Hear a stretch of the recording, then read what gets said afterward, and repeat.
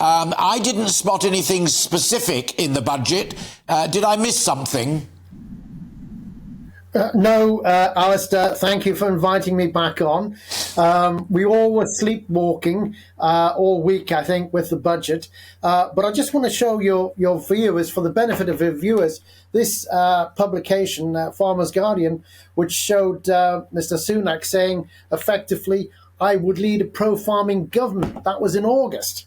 Now, 12 months ago, I was on GBNews, an interview with Dougie Beattie and Rachel Smealy. And I said, when Rishi Sunak was Chancellor of the Exchequer, that he did nothing in the last budget for farming. And they've done nothing again. The whole setup of UK farming has been a disaster. We agreed to leave the EU in 2016 with a democratic vote. And since then, the government has done nothing. All it has done is cut, cut, cut.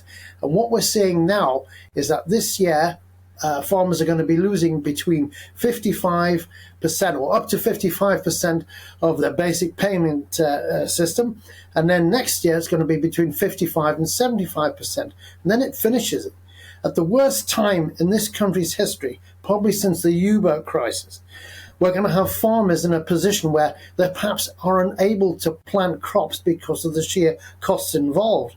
I just want to draw your listeners and your viewers' attention to potatoes, a very stable part of our diet. It costs roughly £3,000 an acre to plant potatoes. And a farmer, say, planting 300 acres, that's £900,000. We've had continual price increases, cost increases, I should say, by about 36%. Then we've had about 11 or 12 increases in interest rates.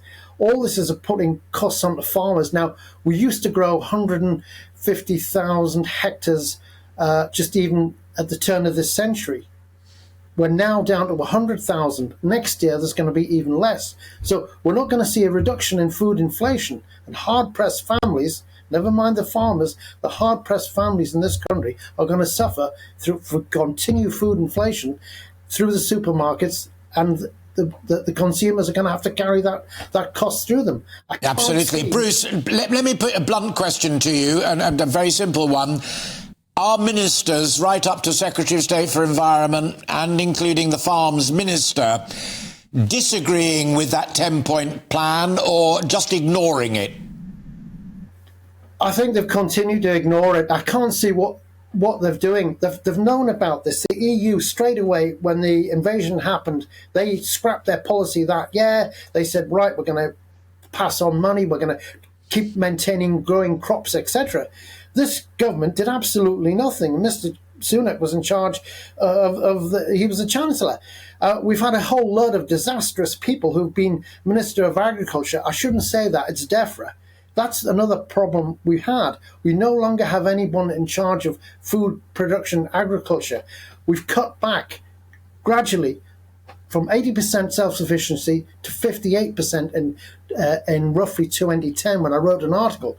Yeah. And we're probably down to 55% or below. Compare that to the US, Alistair, using USDA, United States Department of Agriculture figures.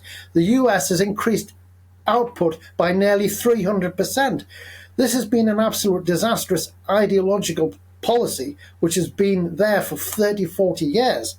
Bruce? It's been passed on. We're heading nowhere. I used the word Farmageddon in a recent article that I've been writing about.